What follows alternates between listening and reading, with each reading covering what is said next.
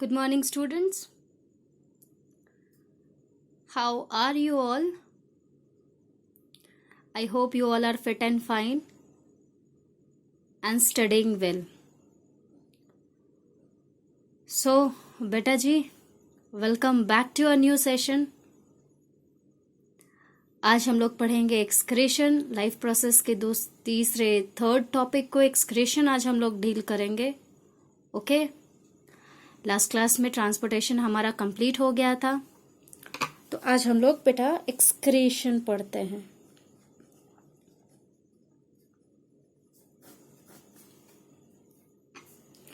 Okay, तो जैसा कि हम सब जानते हैं एक्सक्रीशन होता क्या है. Excretion is a metabolic excretion is a process in which removal of metabolic waste. Excretion क्या है? एक ऐसा प्रोसेस है जिसमें मेटाबॉलिक वेस्ट को रिमूव किया जाता है. क्या? Removal of metabolic waste. Excretion is a process in which removal of metabolic waste is done and other non-useful substances are removed. Okay. अब बेटा जी जानते हैं कि लोअर ऑर्गेनिजम्स जो है हमारे पास, एक्सक्रीशन को हमें दो पार्ट में पढ़ना है. Excretion in animals and excretion in plants. So today I am going to start excretion in animals. Okay. So first we will study how do the lower organism excrete.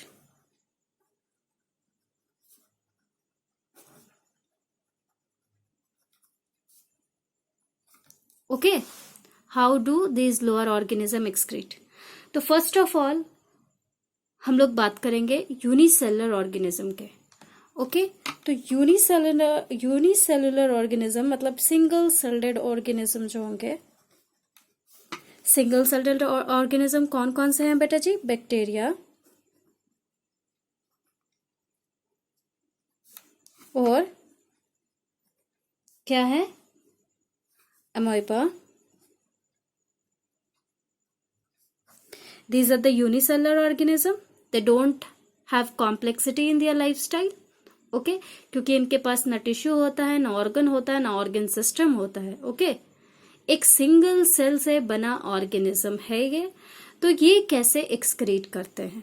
Okay, तो these organism, these bacteria and amoeba, unicellular organism excrete by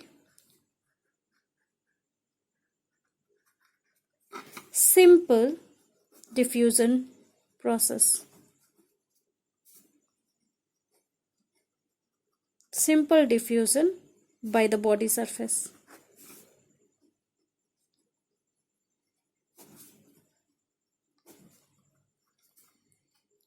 body surface से इनका simple diffusion होता है जिससे उनका जो waste product है वो एक्सक्रीट हो जाता है.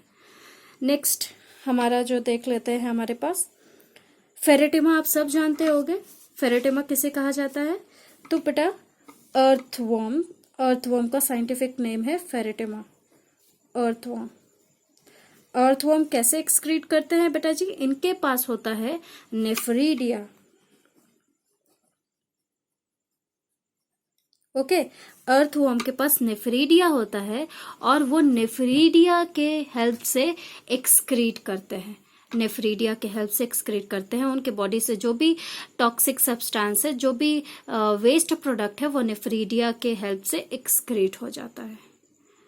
ओके, अब यहाँ बेटा जी हम लोग बात कर लेते हैं स्पॉन्जेस के बारे में. स्पॉन्जेस और सिलेंट्रेट्स कैसे एक्सक्रीट करते हैं? दे excrete with the help of their body surface. Body surface से उनका एक्सक्रीशन होता है. If we talk about the paramecium, okay, how do the paramecium excrete? Paramecium बेटा जी ये इनके पास होता है कॉन्ट्रैक्टाइल वैक्यूल, जिसके हेल्प से वो उनका जो वेस्ट प्रोडक्ट है वो एक्सक्रीट होता है by the help of contractile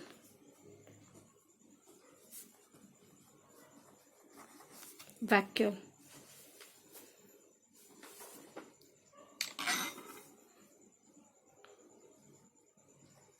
contractile vacuole. Okay, insects कैसे एक्सक्रीट करते हैं ये भी हम लोग देख लेते हैं बेटा जी। How do the insects excretes? Insects have Malpighian tubules.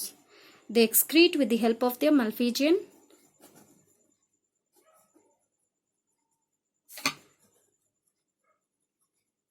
tubules. Okay, अब बेटा जी ह्यूमंस, अब हम लोग हायर ऑर्गेनिज्म में अगर हम लोग बात करें तो ह्यूमंस पे बात कर लेते हैं, ह्यूमन बींग्स पे। We are the higher organisms. Okay, तो ह्यूमन जो है वो कैसे एक्सक्रीट करते हैं? ओके, तो human excrete with the help of their excretory organs. Okay, इनके पास main excretory organs, two main excretory organs होते हैं। They have, human beings have two main excretory organs. अब बेटा जी आपको पता है ये दो मेन एक्सक्रेटरी ऑर्गन कौन कौन से हैं? First one is lungs and second one is kidney. अब बेटा आप कहोगे कि मैम लंग्स कैसे? तो ये बेटा लंग से हम कार्बन डाइऑक्साइड, वो भी हमारा एक एक्सक्रेटरी प्रोडक्ट ही है हमारे बॉडी का, वो एक्सक्रीट होता है। ओके, और यहाँ जो है हमारा किडनी से हमारे बॉडी का जो मेटाबॉलिक वेस्ट है वो रिमूव्ड होता है। ओके, मेटाबॉलिक वेस्ट जो है वो रिमूव होता है, टॉक्सिक सब्सटेंसेस। ओके, जो हमारे बॉडी में जिनका यूज नहीं है, जो हमारे लिए सही नहीं है, वो यहाँ से एक्सक्रीट हो जाएगा, रिमूव हो जाएगा। अब बेटा एक क्वेश्चन है, अगर हमारे में किसी भी ऑर्गेनिज्म में अगर एक्सक्रीशन प्रोसेस नहीं होता तो क्या होता? If there is no excretion process, what would happen to the organism? यहाँ जो है टॉक्सिक सब्सटेंसेस हैं वो जो एक्यूमुलेट होते जाएंगे। ओके, एक्यूमुलेट होते जाएंगे, और जिसके वजह से जो है हमारा ये हमें टॉक्सिसिटी प्रोवाइड करेगा, और जिसके वजह से हम सरवाइव ना, हमारा जो सर्वाइवल रेट है वो, हम जो सरवाइव कर रहे हैं वो सरवाइव हम नहीं कर पाएंगे, हमारा मृत्यु जो है वो निश्चिंत हो जाएगा। ओके, तो ये है कि टॉक्सिक सब्सटेंस हमारे बॉडी से रिमूव नहीं होता तो ये हमारे लिए बहुत ही ज्यादा हार्मफुल हो सकता है। ओके, तो टॉक्सिक सब्सटेंसेस को रिमूव करना हमारे बॉडी से बहुत ज्यादा जरूरी है। अब देखिए किडनी जो है हमारा एक्सक्रेटरी सिस्टम के बारे में हम बात कर लेते हैं बेटा जी। Excretory system in human beings, excretory system in human beings. Okay, तो excretory system in human being consist of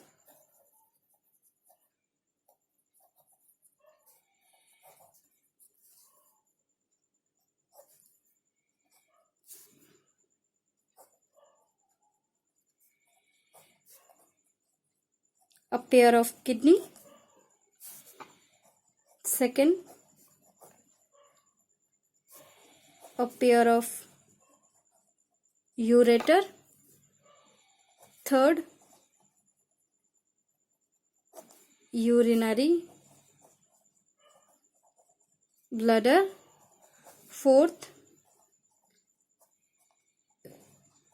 urethra. Okay, these are the excretory organs of excretory system. Okay, अब देखिए बेटा जी ये डायग्राम आप देखो, किडनी जो है हमारा, हम सब जानते हैं किडनी जो है हमारा बीन शेप्ड में होता है। Okay,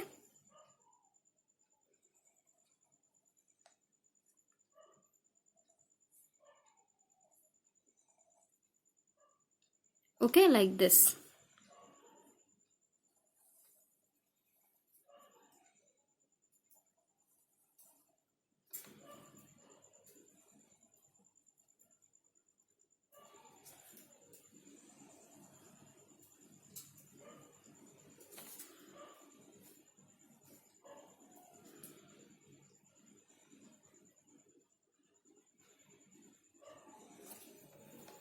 Like this. Above kidney we have what? Kidney cap, and this kidney cap is known as adrenal gland. This one is left kidney. This one is ureter. Urinary bladder. Urethra.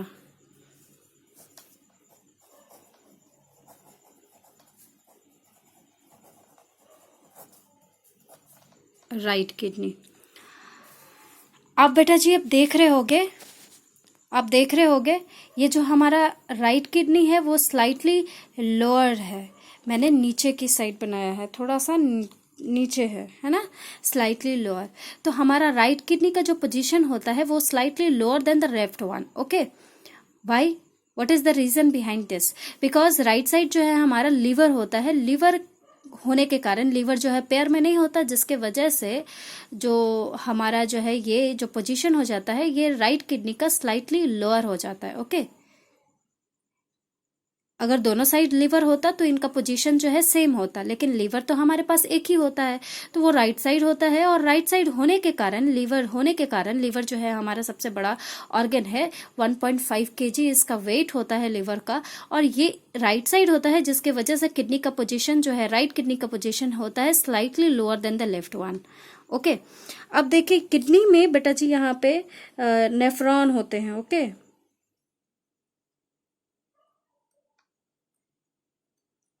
Each kidney consists of 1 millions of nephrons. एक kidney में millions of nephrons होते हैं. Okay, millions of nephron. And what is nephron? Nephron is the structural and the functional unit of kidney. Nephron क्या है बेटा जी? Nephron structural और functional unit है kidney का, जहां पे फिल्टरेशन होता है. जो ब्लड में जितने भी यूजफुल और हार्मफुल सब्सटेंसेस प्रेजेंट है वो कंप्लीटली यहाँ पे फिल्टर हो जाता है, और सिर्फ प्योर ब्लड ही यहाँ से वापस बॉडी में चला जाता है, और जितने भी यूजफुल और हार्मफुल सब्सटेंसेस यहाँ पे आके फिल्टर्ड हो जाते हैं. ओके, यूजफुल सब्सटेंस जो है यहाँ पे ट्यूब्यूल्स में वो वापस से रीएब्जॉर्ब हो जाता है, बॉडी में वापस रीएब्जॉर्ब हो जाता है, और जितना भी नॉन यूजफुल सब्सटेंसेस है वो यहाँ से यूरेटर में पास कर दिए जाते हैं. यूरेटर से यूरिनरी ब्लैडर में आता है.